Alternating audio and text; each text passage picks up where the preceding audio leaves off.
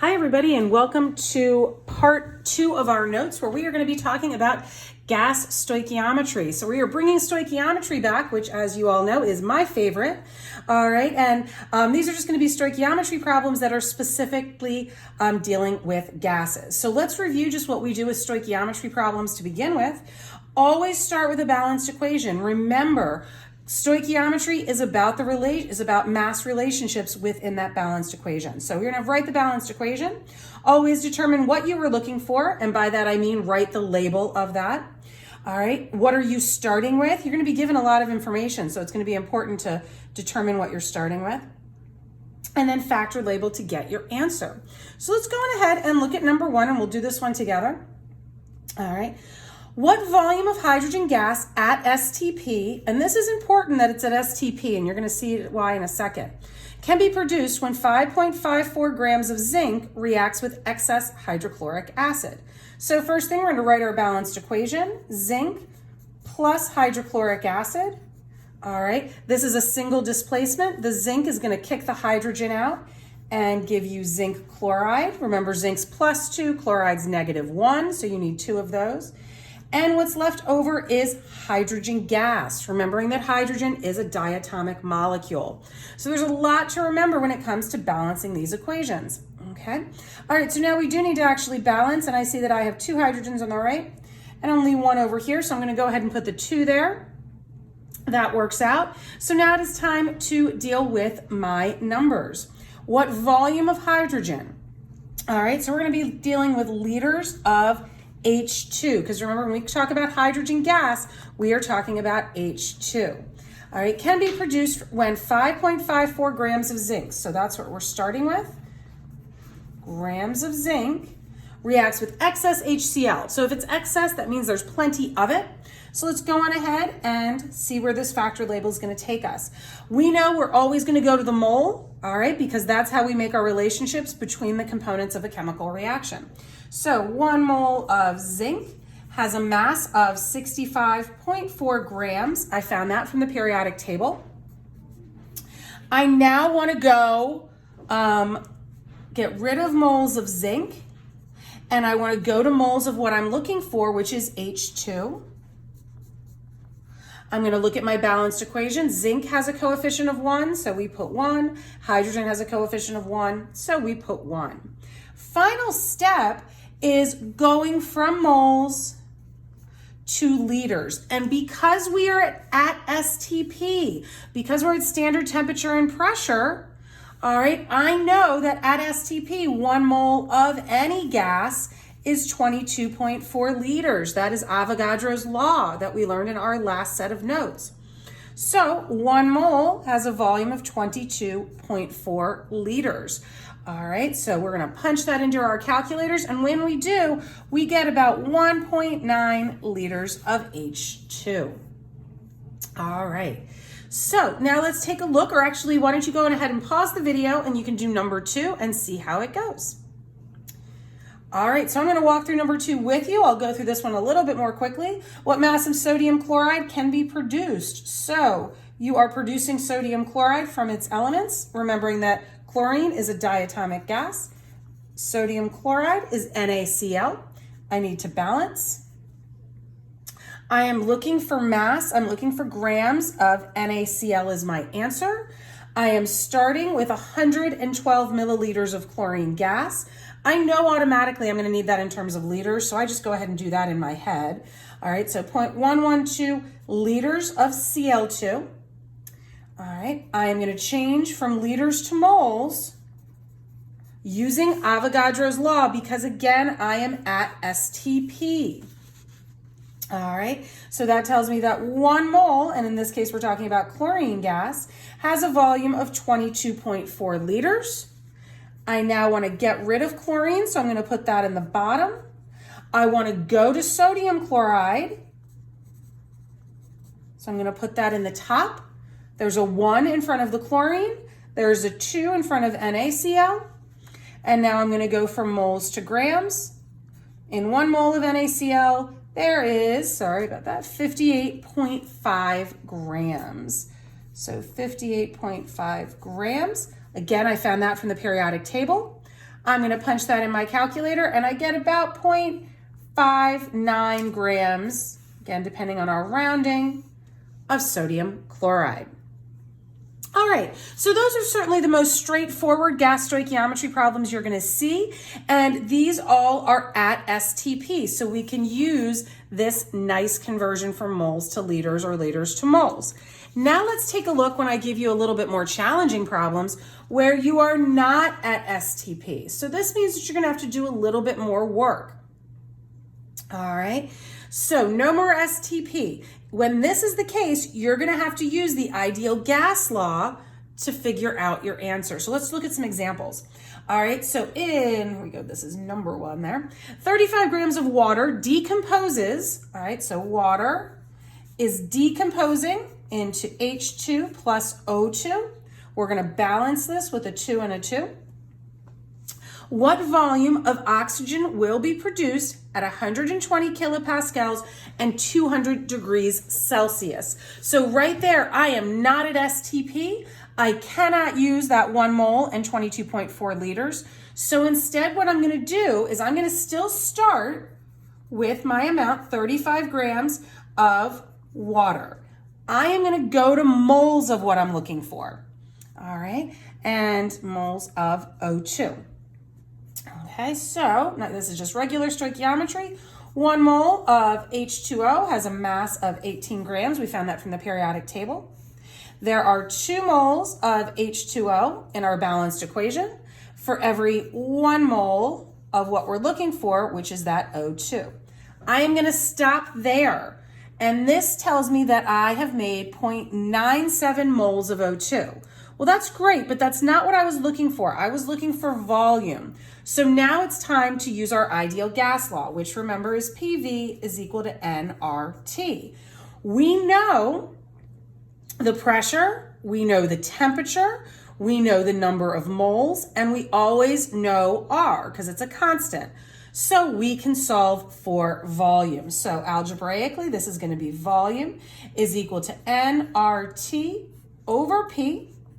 Our number of moles we just calculated is 0.97. R for kilopascals is 8.31. Our temperature is 200 plus 273, which is 473 Kelvin. And our pressure from the problem is 120 kilopascals. All right, when we punch that in, we get about 31.8 liters of O2 as our final answer. All right, great. Feel free to pause the video and go on ahead and try number 2 on your own. Okay.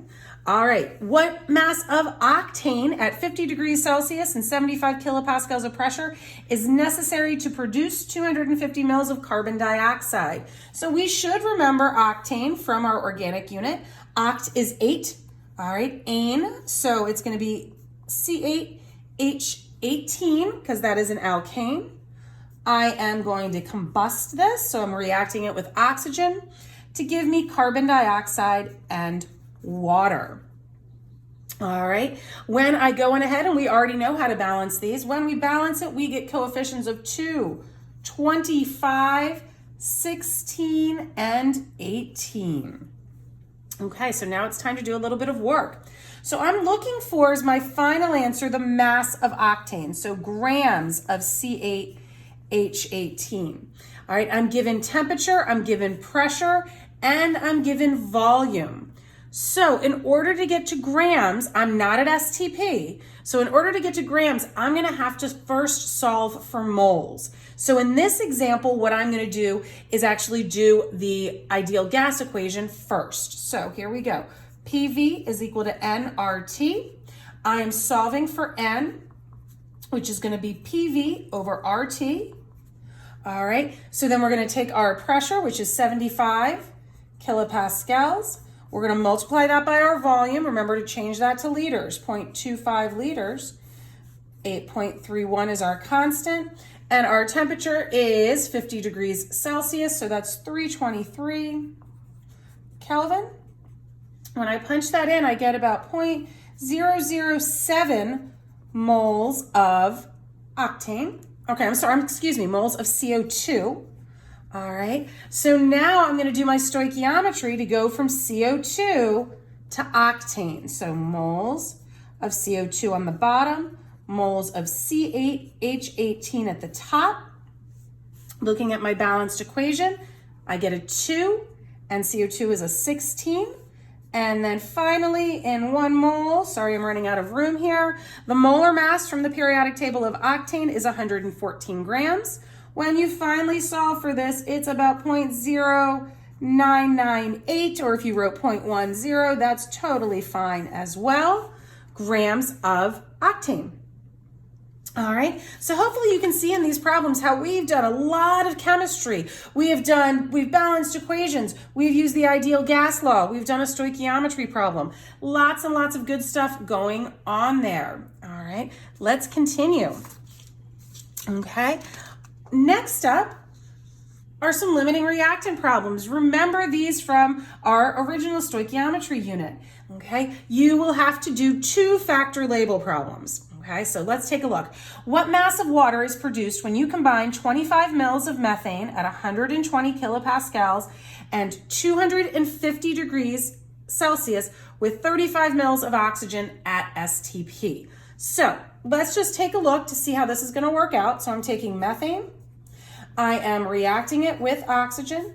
I am producing carbon dioxide and water. All right, so for this problem, okay, all right, we're going to balance this out, and this is going to give us a 2 here and a 2 here, and this balances out nicely. All right, so what mass of water is produced with 35 mils of oxygen? What we're going to actually do is change this up, because this is a little bit weird of a problem, and I don't like the way that I did this. So we're just going to say, we're going to take off this STP part. Okay, and both of these are going to be at the conditions of 120 kilopascals and 250 degrees Celsius, because it just makes a lot more sense. So here we go. So you have a volume of each at a certain pressure and temperature. So let's go on ahead and why don't you pause the video and give it a try. All right, welcome back, everybody. So let's take a look at what I did here, and you can check your work. So for each of these, because I was not at STP, I had to use the ideal gas law. I had volumes of each, so I solved for moles of each. When I did that, I got about 6.9 times 10 to the negative 4th moles of methane and 9.7 times 10 to the negative 4th moles of oxygen. All right, I then changed from moles of what I started with, in this case methane, to moles of water, because that's what we wanted, what mass of water, then changed it to grams of water using the molar mass of water. If it was just up to the methane, I could have produced 0.025 grams of my gas, but instead, I also had to deal with the oxygen, and when I did that, I found that I could only produce 9.7 times 10. Oh, was that right? 2. Now let's double check to make sure my math is good. 9.7 second E negative 4 times 2 times 18 divided by 2 is totally incorrect. So I'm sorry, this was wrong. All right, so when I put that in my calculator the correct way, 9.7 times 10 to the negative 4th times 2 times 18, divide that whole thing by 2, I still get about 1.7 grams of water, and that is my smaller value. So that is my answer, because remember, with a limiting reactant problem, we are going to always choose the smaller amount of product. All right, okay. One more type of calculation, and I realize that there's a lot in this set of notes, but lots of good calculations, and we're going to get a chance to practice a lot of these, so that's always good. So let's take a look at this little bit of a challenge problem. All right. The density of a gaseous compound containing 82.8% carbon, 17.2% hydrogen, and 2.59 grams per liter at STP. All right. So, what is the molecular formula for this gas? So let's take a look at what we're going to need to do for this. So first off, step 1 is going to be to find the empirical formula. And we did this last semester. So find the empirical formula. And let's take a look at what that's going to look like. You're going to take those percentages and just change them to grams. 82.8 grams of carbon. 1 mole of carbon is 12 grams. When you do that, you get about 6.9.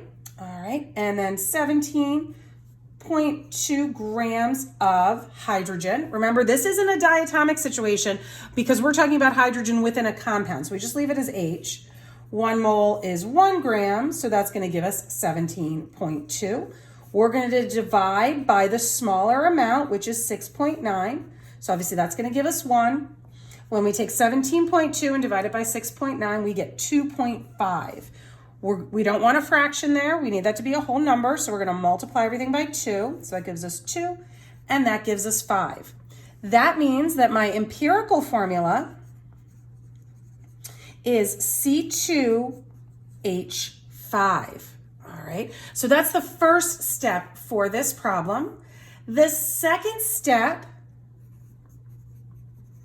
2, is to solve for molar mass. All right, so we're going to solve for molar mass. And if you recall from before, we've done problems like this, and it's big M, meaning molar mass, is equal to little m RT over the volume times the pressure. All right, so how are we going to do this? Well, I've given you actually all of these because by giving you the density, I've given you little m, grams. I've given you volume because it's grams per liter. R we always know, and I'm telling you that it is at STP. So we can go ahead and solve for this. So I have 2.59 grams and over 1 liter, because that's what 2.59 grams per liter means. Okay, R is always 8.31. Standard temperature is 273 Kelvin. And standard pressure is 101.3 kilopascals. When we solve for this, we end up finding that we get, and let's just double check my math here in our calculator, 2.59 times 8.31 times 273 divided by 101.3 times 1, which is just itself, you get 58. Okay, so now we have, and this would be in units of grams per mole, we have a molar mass and we have an empirical formula. So what we're going to do is we're going to find the mass of just this empirical formula. So carbon times 2, all right, and then hydrogen times 5. That's going to give us a mass of 29. So what we're going to do is we're going to take this 58, okay, 58, we're going to divide it by 29, and anytime you do this step, this should give you a whole number. And it does. It gives you the number 2. You're going to take this 2 and multiply it by the empirical formula. So times C2H5, if you want to think of it that way. All right, which gives us C4H10, and that is our final answer. And what's really great about these problems is you can double check. So now check to see what is the mass of C4H10. Well, 12 times 4, all right, is 48 plus 10 is 58, and that's what we solve for. So I always like problems that have built-in checks in them. All right, so that's how we can figure out the molecular formula using the gas laws. Last thing I just want to talk about, and this is not a calculation, is just this idea of an ideal gas. We do call it an ideal gas law for a reason. All right, and ideal gases are, you can just kind of think of them as a perfect system. All right, but we do want to talk about kind of what are the differences. You're not going to have to worry about this, but if you ever go on in chemistry, you will have to, alter your calculations a bit. An ideal gas has no actual volume of its own. All right, it just takes on the volume of the container, and it has no attraction for other gas molecules. In real life, there are attractions. There are those London dispersion forces, and sometimes they can impact your equations. All right. For the most part, we can treat real gases as ideal, but under certain conditions, real gases will be too different to treat as ideal, and the gas laws will not work. Again, you're not going to come into any of these circumstances, but if you continue in chemistry, it might happen. Real gases differ most now from ideal gases at low temperatures and high pressures. Low temperatures means that you've slowed those molecules down, so they just have more of a chance of attracting each other and then not behaving the way we want. Same idea with high pressures, is you're forcing those molecules together. All right, well, this has been a long set of notes. I hope you enjoyed all of these different types of calculations, and we will have plenty of practice. Have a great day.